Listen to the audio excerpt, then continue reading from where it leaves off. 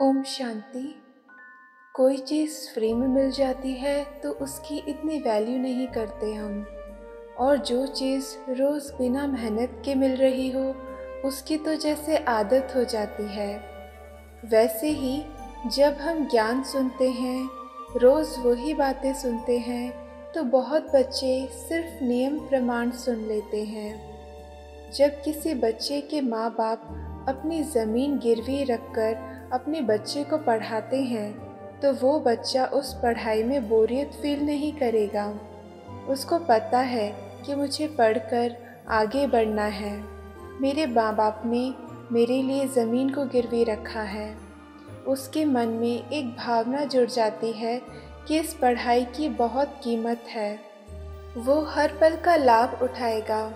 उसी तरह बाबा का ज्ञान हमें मिल रहा है, उसके लिए हमने बहुत मेहनत की है।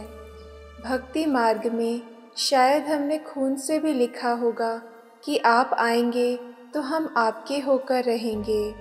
कितने व्रत तप किए हैं हमने, और कहा होगा हमें सच्चा मार्ग दिखा दो प्रभु। और हमारा पिता भी हमें पढ़ाने के लिए बहुत मेहनत करता है ताकि हम लायक बने।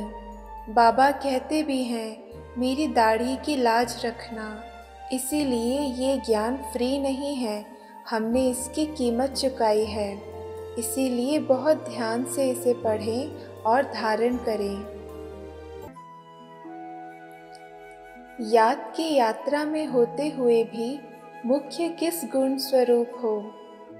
इस समय तो सभी विशेष प्रेम स्वरूप की स्थिति में हैं, लेकिन प्रेम के साथ साथ वर्तमान समय की परिस्थितियों के प्रमाण जितना ही प्रेम स्वरूप उतना ही शक्ति स्वरूप भी होना चाहिए।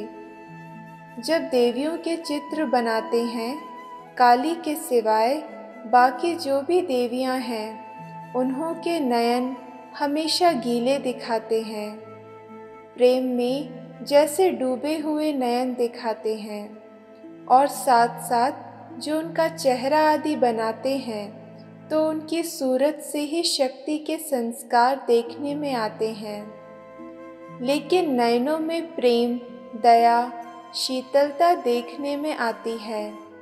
मातापन के प्रेम के संस्कार इन नयनों से दिखाई पड़ते हैं। उन्हों के ठहरने का ढंग व सवारी अस्त्र शस्त्र दिखाते हैं, वह शक्ति रूप प्रकट करता है। तो ऐसे ही आप शक्तियों में भी दोनों गुण समान होने चाहिए। जितना शक्ति स्वरूप उतना ही प्रेम स्वरूप। अभी तक दोनों नहीं हैं, कभी प्रेम की लहर में कभी शक्ति रूप में स्थित रहते हो। दोनों ही साथ और समान रहे, यह है शक्तिपन की अंतिम संपूर्णता की निशानी। तीनों संबंधों से तीनों ही बातें देखने में आती हैं, एक तो भविष्य का, दूसरा वर्तमान सौभाग्य का, और तीसरा जो परम धाम में आपकी आत्मा की संपूर्ण अवस्था होनी है, वह आत्मा की संपूर्ण स्थिति का सितारा। तीनों ही सितारे दिखाई पड़ते हैं, इन तीनों सितारों को देखते रहना। कभी कभी सितारों के बीच बादल आ जाते हैं, कभी कभी सितारे जगह भी बदली करते हैं, कभी टूट भी पड़ते हैं। यहाँ भी ऐसे जगह भी बदली करते हैं, कभी टूट भी पड़ते हैं। कभी देखो तो बहुत ऊपर, कभी देखो तो बीच में, कभी देखो तो उससे भी नीचे। जगह भी अभी बदली नहीं करनी चाहिए। अगर बदली करो तो आगे भल बढ़ो, नीचे नहीं उतरो। अविनाशी संपूर्ण स्थिति में सदैव चढ़ते रहो, ऐसा सितारा बनना है। टूटने की तो यहाँ बात ही नहीं, बाकी जगह बदली की आदत को मिटाना है। याद की यात्रा में कमी है, इसीलिए इतनी महसूसता नहीं होती। अमृत वेले याद का इतना अनुभव नहीं होता है, इसीलिए जैसे साकार में यहाँ बाहर खुली हवा में सैर भी कराते थे, लक्ष्य भी देते थे, योग का अनुभव भी कराते थे। इसी रीति जो कुमारियों के निमित्त टीचर्स हैं, वह उन्हों को आधा घंटा एकांत में सैर करावें।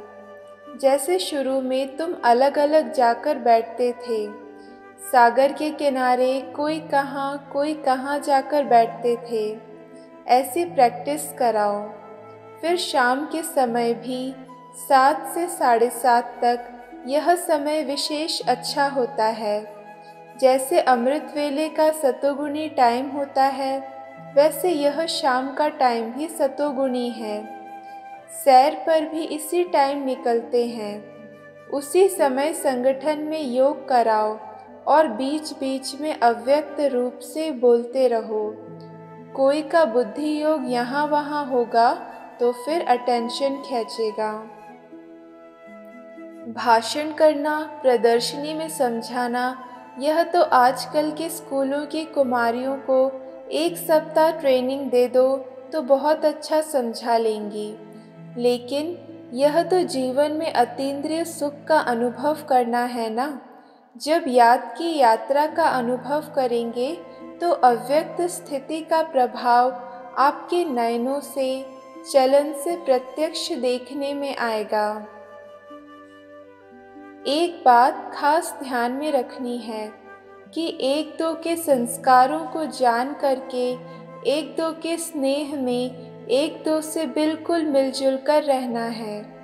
जैसे कोई से विशेष स्नेह होता है तो उनसे कितना मिक्स हो जाते हैं, ऐसे ही सभी को एक दो में मिक्स होना चाहिए। हर एक महारथी का फर्ज है अपना गुण औरों में भरना।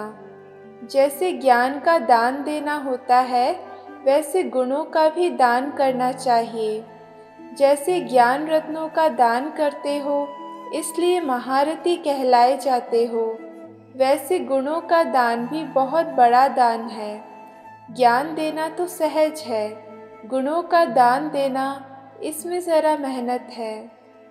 ओम शांति।